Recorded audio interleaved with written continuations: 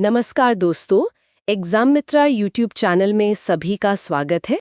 आज के इस डीप डाइव में हम भारतीय संविधान के सभी पार्ट्स को एक ही चर्चा में बहुत ही आसान और एग्जाम ओरिएंटेड तरीके से समझने वाले हैं। हाँ। तो आइए बिना समय गवाए शुरू करते हैं। बिल्कुल। है वैसे ये विरोधाभास ही सबसे बड़ा पॉइंट है। हम सिर्फ लिस्ट नहीं पढ़ रहे हैं, हम देख रहे हैं कि संविधान निर्माताओं ने इन पार्ट्स को इस क्रम में क्यों रखा। असल में मूल रूप से संविधान में 22 पार्ट्स ही थे। फिर वक्त के साथ 4 नए पार्ट्स जोड़े गए और एक हटाया गया। तो मैथ्स के हिसाब से 22 में से एक गया तो 21 और 4 जोड़े तो 25 हो गए। ये बिल्कुल एक पुरानी हवेली जैसा है ना, जिसमें नए कमरे तो बने लेकिन पुराने कमरों के नंबर नहीं बदले गए, जैसे 4A, 9A। हाँ, बहुत बढ़िया एग्जाम्पल दिया आपने। 1956 में 7वें संशोधन के जरिए पार्ट 7 को हटा दिया गया था। ये मूल रूप से अनुसूची बी के राज्यों के लिए था, लेकिन राज्य पुनर्गठन आयोग के आने के बाद इसकी जरूरत नहीं रही। अच्छा, मतलब A, B, C वाली कैटेगरी खत्म कर दी गई थी। बिल्कुल। और जो नए जोड़े गए वो थे पार्ट 4A, 14A, 9A और 9B। तो एग्जाम के लिए याद रखने वाली बात यह है कि मूल संविधान में 22 पार्ट्स थे और आज गणना के हिसाब से 25 पार्ट्स हैं। सही है। तो अब एक एक करके इन पार्ट्स को देखते हैं। पीडीएफ में एक बहुत ही बढ़िया स्ट्रक्चर दिया है, एक ऐसी टेक्निक जिसमें नंबर को किसी ध्वनि या आकार से जोड़ा गया है। तो अब हम बात करते हैं पार्ट 1 की। हाँ, पार्ट 1 जिसका नाम है संघ और उसका राज्य क्षेत्र। इसमें आर्टिकल 1 से लेकर 4 तक शामिल हैं। देखिए, जब भी कोई देश बनता है तो सबसे पहले क्या चाहिए? उसकी जमीन, उसकी बाउंड्री, है ना? बिल्कुल, बिना जमीन के देश कैसा? तो इस पार्ट में देश और उसके राज्यों के नाम और उनकी सीमाओं का जिक्र है। तो एग्जाम के लिए याद रखने वाली बात यह है कि आर्टिकल 1 से 4 तक देश की भौगोलिक पहचान की बात होती है। अच्छा, अब जमीन मिल गई तो लोग भी तो चाहिए ना, इसीलिए पार्ट 2 आता है जिसका नाम है नागरिकता या सिटीजनशिप। इसमें आर्टिकल्स 5 to 11 आते हैं और इसकी ट्रिक पीडीएफ में बहुत मजेदार है। वैसे क्या ट्रिक है इसकी? अगर आप नंबर 2 की आकृति को ध्यान से देखें तो वो एक फन काढ़े हुए नाग जैसी दिखती है। तो नाग से सीधा जुड़ गया नागरिकता, हमेशा के लिए याद हो गया। वाह, ये तो बहुत आसान है। नागरिक तय हो गए तो उनको कुछ आज़ादी भी चाहिए।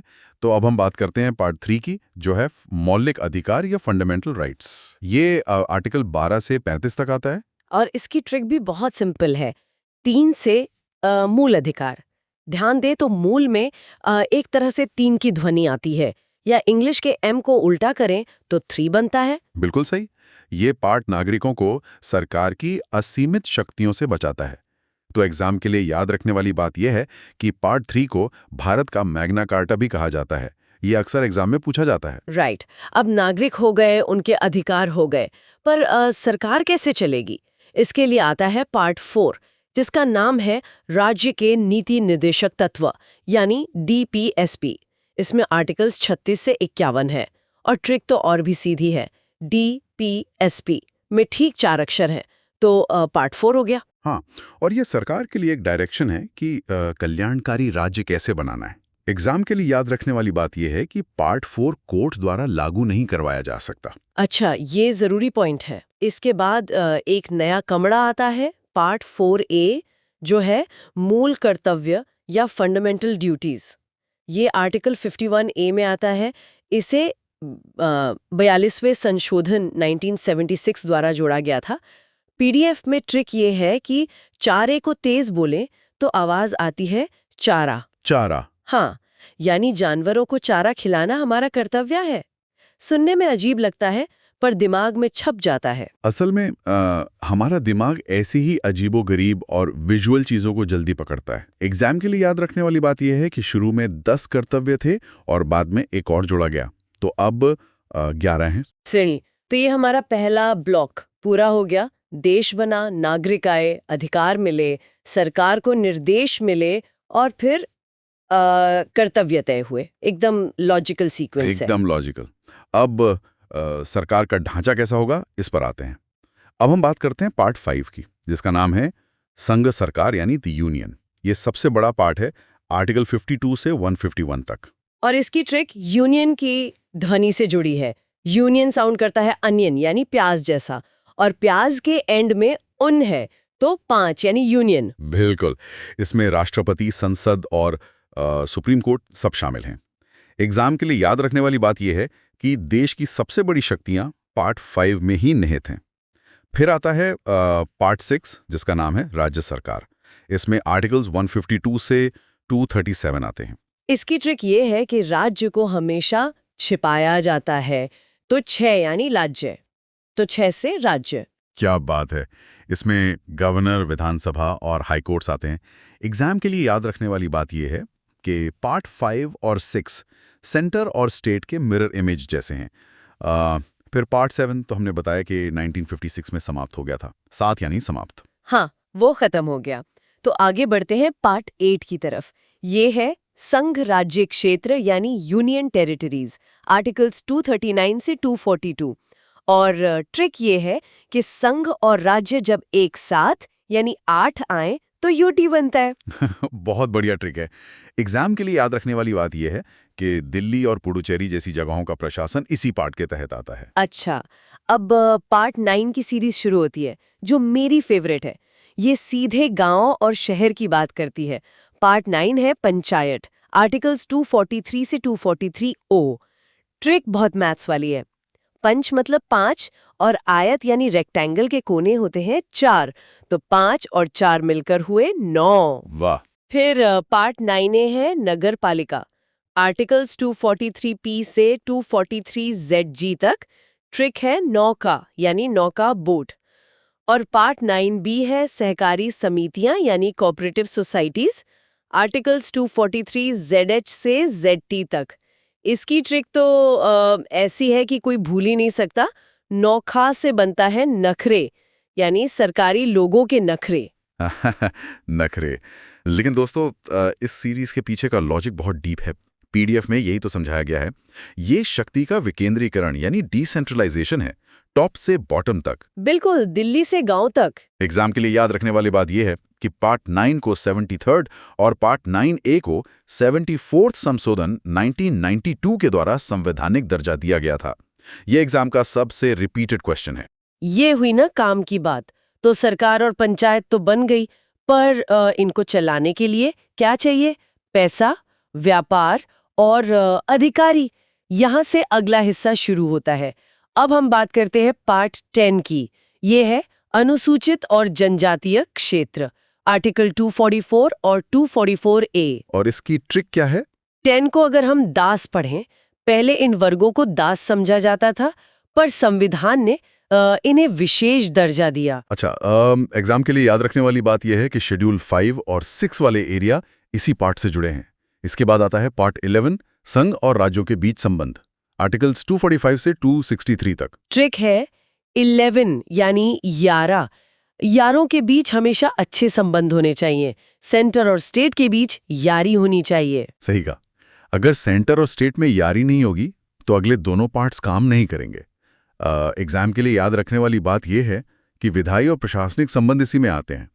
अब पार्ट 12 पर आते हैं, जो है वित्त, संपत्ति और संविदाएं, यानी फाइनेंस एंड प्रॉपर्टी, आर्टिकल 264 से 300A तक। ट्रिक 12 यानी बाहर। आदमी पैसा कमाने घर से बाहर ही जाता है ना, तो फाइनेंस है ना, और उसी पैसे से व्यापार होता है। तो पार्ट 13 है भारत के राज्य क्षेत्र के भीतर व्यापार, वाणिज्य और समागम, आर्टिकल 301 से 307। ट्रिक 13 से 13। हम पूछते हैं ना कि भाई तेरा व्यापार कैसा चल रहा है? बिल्कुल। एग्जाम के लिए याद रखने वाली बात यह है कि पार्ट 12 और 13 देश की इकोनॉमी चलाते हैं और इस इकोनॉमी को संभालते हैं सरकारी अधिकारी। इसलिए आता है पार्ट 14, संघ और राज्यों के अधीन सेवाएं, जिसमें यूपीएससी और स्टेट पीएससी आते हैं, आर्टिकल्स 308 से 323 तक। इसकी ट्रिक एक कहानी जैसी है, शिव चौदास को सेवा की। और उसी के ठीक बाद पार्ट 14A है अधिकरण या ट्राइब्यूनल्स, आर्टिकल 323A और 323B। इसकी ट्रिक है कि सेवा के रूप में 14A ट्री लगाएं, यानी ट्राइब्यूनल्स लगाएं। बहुत खूब। एग्जाम के लिए याद रखने वाली बात यह है कि 14A को भी 42nd संशोधन 1976 द्वारा जोड़ा गया था ताकि कोर्ट्स का बोझ कम हो सके।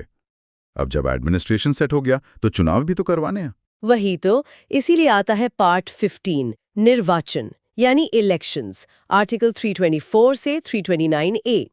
और इसकी ट्रिक 15 यानी पानी देरा, चुन चुन के, चुनाव, 15 पानी देरा। थोड़ी देसी ट्रिक है पर मस्त है। एकदम मस्त है। और एग्जाम के लिए याद रखने वाली बात यह है कि इलेक्शन कमीशन आर्टिकल 324 के तहत इसी पार्ट में आता है। ये भी बार बार आने वाला सवाल है। चलिए अब हम पहुंचे हैं ऐसे ब्लॉक पर जो विशेष वर्गों, भाषाओं और इमरजेंसी की बात करता है। पार्ट 16 है कुछ वर्गों के संबंध में विशेष उपबंध, जैसे SC, ST, OBC और एंग्लो इंडियंस, आर्टिकल्स 330 से 342A। और ट्रिक 16 मतलब शोले। शोले एक विशेष फिल्म थी ना, तो विशेष उपबंध हो। कमाल है। एग्जाम के लिए याद रखने वाली बात यह है कि संसद और विधानसभा में रिजर्वेशन इसी पार्ट से मिलता है। फिर आता है पार्ट 17, राजभाषा या ऑफिशियल लैंग्वेज, आर्टिकल 343 से 351 तक। इसकी ट्रिक है 17 यानी शत्रु, और शत्रु से ही हमेशा मुंह भाषा या विवाद होता है। वैसे इस पर एक बहुत बड़ा पॉइंट दिया है PDF में। लोगों को लगता है कि हिंदी हमारी राष्ट्रभाषा है, पर डॉक्यूमेंट साफ कहते हैं कि ये हमारी राजभाषा है। हाँ, ये एक बहुत बड़ी गलतफहमी है जो विद्यार्थियों के बीच रहती है। असल में भारत की कोई एक राष्ट्रभाषा यानी नेशनल लैंग्वेज नहीं है। संविधान निर्माता बहुत समझदार थे। उन्हें पता था कि सब पर एक भाषा थोपना ठीक नहीं होगा। इसलिए हिंदी राजभाषा यानी ऑफिशियल वर्किंग लैंग्वेज है। हाँ, और राज्यों की अपनी स्टेट लैंग्वेजेस हैं, जैसे नागालैंड में अंग्रेजी। ये तो बहुत जरूरी क्लैरिटी है। अच्छा, अब अगर देश में कोई संकट आ जाए तो उसके लिए है पार्ट 18, आपात उपबंध यानी इमरजेंसी प्रोविजंस, आर्टिकल्स 352 से 360। और उसकी ट्रिक बहुत इंटरेस्टिंग लग रही थी मुझे। हाँ, लड़का 18 का होते ही आफत बन जाता है, तो 18 से आफत यानी आपातकाल। सही है। एग्जाम के लिए याद रखने वाली बात यह है कि 3 तरह की इमरजेंसी, नेशनल, स्टेट और फाइनेंशियल, इसी पार्ट में है। उसके बाद है पार्ट 19, प्रकीर्ण या मिसलेनियस, आर्टिकल्स 361 से 367 तक। ट्रिक 19 ने कहा विविध बातें छोड़ो, यानी ऐसी चीजें जो किसी एक पार्ट में फिट नहीं बैठी, वो यहाँ है, जैसे राष्ट्रपति को छूट मिलना। बिल्कुल। और एग्जाम के लिए याद रखने वाली बात यह है कि आर्टिकल 361 के तहत राष्ट्रपति और राज्यपाल को क्रिमिनल केसेस से इम्यूनिटी मिली हुई है। अब आता है संविधान की जान, पार्ट 20, संविधान का संशोधन यानी अमेंडमेंट, आर्टिकल 368। ट्रिक है 20 यानी फीस देकर ही संशोधन या बदलाव किया जा सकता है। सही कहा, ये बहुत जरूरी है। एग्जाम के लिए याद रखने वाली बात यह है कि संविधान को समय के मुताबिक बदलने की शक्ति संसद को इसी पार्ट से मिलती है। यही इसे एक जीवित दस्तावेज बनाता है। एकदम। और अब इस हवेली के आखिरी कमरों में चलते हैं। पार्ट 21 है अस्थाई, संक्रमणकालीन और विशेष उपबंध, आर्टिकल्स 369 से 392। ट्रिक बहुत रेलेवेंट है। 21 यानी एक इश, कोविड जैसे संक्रमण के दौरान सबको एक इश, ईश्वर ही याद आए। बिल्कुल। और एग्जाम के लिए याद रखने वाली बात यह है कि जम्मू कश्मीर का पुराना आर्टिकल 370 इसी अस्थाई पार्ट का हिस्सा था।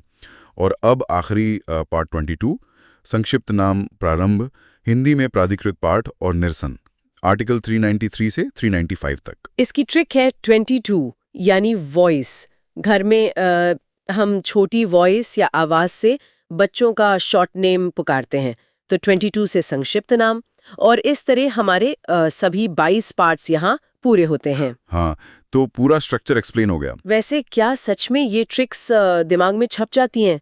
क्यों ना इसका एक छोटा सा क्विक रिकॉल टेस्ट लिया जाए।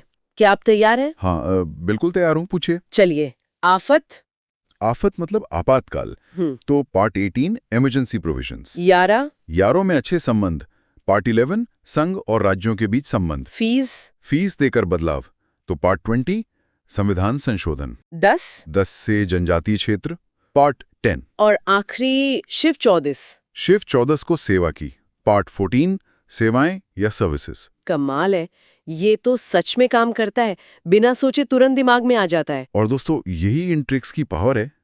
जब आप PDF और इन टेक्निक्स को रिवाइज करेंगे तो एग्जाम में 4 ऑप्शंस देखते ही सही जवाब पर टिक लग जाएगा। तो दोस्तों, इस चर्चा का निचोड़ यही है कि भारतीय संविधान सिर्फ कानून की एक सूठी किताब नहीं है। जमीन से लेकर देश के नागरिकों तक और गांव की पंचायत से लेकर सेंटर सरकार तक सब कुछ एक बहुत ही लॉजिकल सीक्वेंस में फिट किया गया है। बिल्कुल। पीडीएफ के आखिर में गुरुदेव रविंद्रनाथ टैगोर का एक बहुत खूबसूरत कोट दिया गया है।